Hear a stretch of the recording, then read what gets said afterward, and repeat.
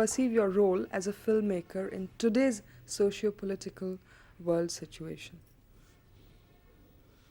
As far as my situation and my stand in the cinema is concerned, I've made myself very clearly known through my films, particularly films of the 60s and 70s in particular.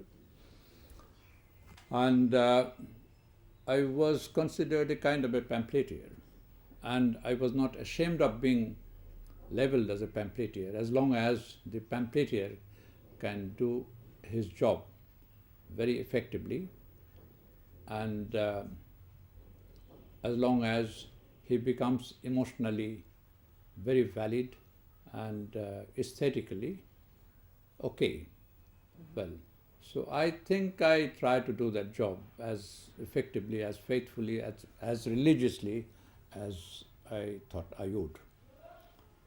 And later on, you see what happened in the East. It started in Eastern Europe and it spread all over the world, and where the dreams have all been shattered, the values are gone, the loss of faith, lack of direction, these are the things which took place.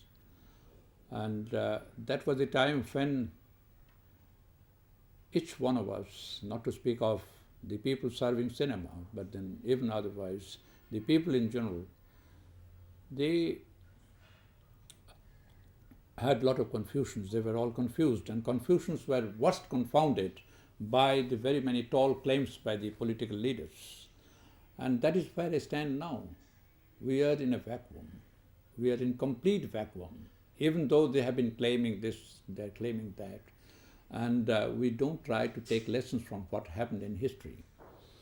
And that is where I stand now. So I think it is better. That is why I told you before that in this state of hate and suspicion and hollowness, complete hollowness, emptiness, it is possibly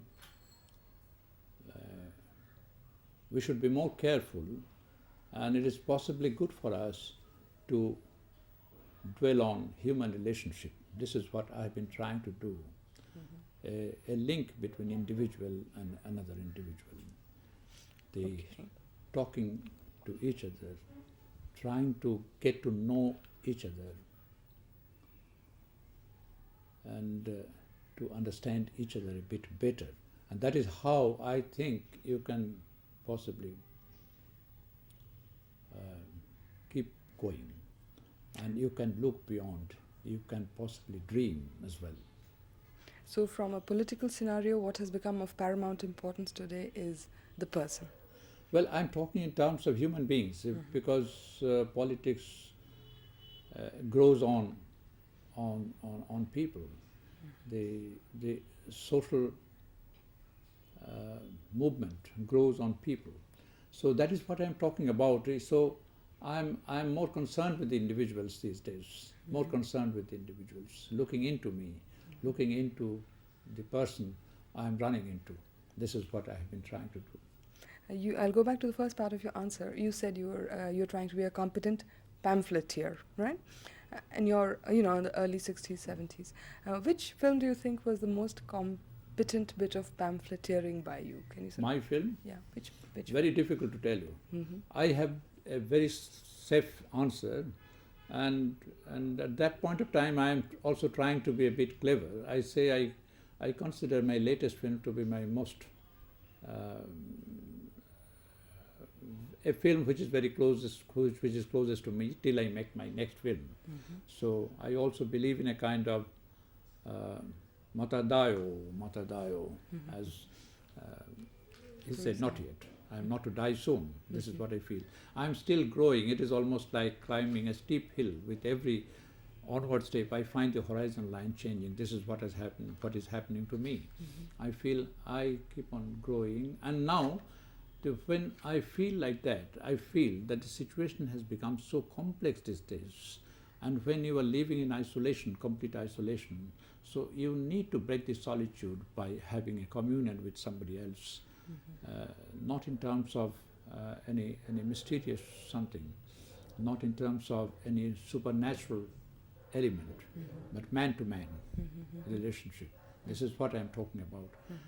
And when I'm doing it, I feel that it is difficult. No, I know, you know, everybody knows that it is very difficult. It is a tough job to be able to organize funds to make a film, but it is the toughest job to find an idea to work upon.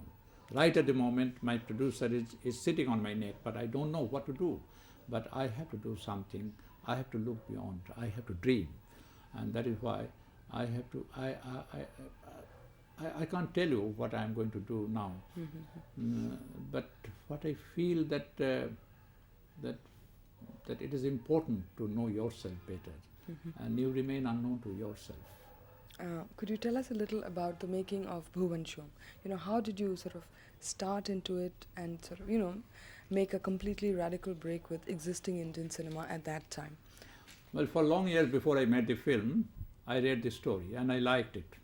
I mean, I always treat the stories, published stories, as a take-off point. And then I go my own way. Then I thought for quite some time if I could make a film, but it was not possible to have a money backer.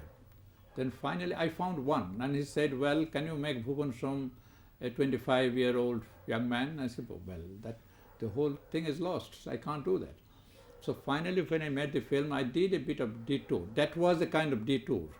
That is what I did, and wanted to make a film. And there also I found, having made the film, which was an accidental success, both commercial and aesthetically. So I was not quite sure about it. So how it will be shaped. Finally, when it came to a certain shape, and when the people started liking the film, I could see that the film was liked for very wrong reason. Very wrong reason. They felt that even the very intellectually dependable people also felt that here is a film which talks about taming a bureaucrat. So it was not that at all. I wanted to punish him. I wanted to get a kind of vicarious pleasure by corrupting him. I use the word corruption within quotes. I mean, the way he found it, he meant corruption. So what did I do? So I used his own coin to corrupt him and got a kind of vicarious pleasure. But the people normally, the people who made the film popular, they took it other way. They go by the stock responses. Our people are always good at that. You know, our spectators always good at that. And this is the safest thing they go in for. I mean, saying a good man remains good all the time, and a bad man turns good at the end. A villain turns good at the end. So this is what they thought I have tried to do. No, I never tried to do that. So I have a sense of dissatisfaction when I see that the film has been liked for wrong reason. And so that was the time I made the film. So it was, and then immediately after that, it was I wanted to make a lyrical film, but it will remain a comedy. I won't have any lyrical character. I won't have any character who talks in terms of poetry. No, he or she doesn't. But then I wanted to see that a kind of lyricism can be injected into the whole thing, the body of the film.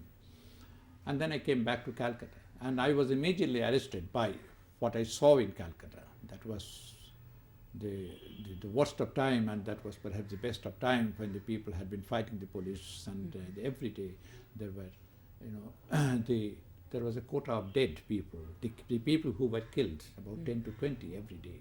So that was the thing, I just could escape it. I started making other kind of films. And that was the time when there were some producers from Bombay who wanted me to make films like Bhuvan Shom. I couldn't do that. So it was, so I traveled a very long way and a very erratic way, so I don't know where do I stop.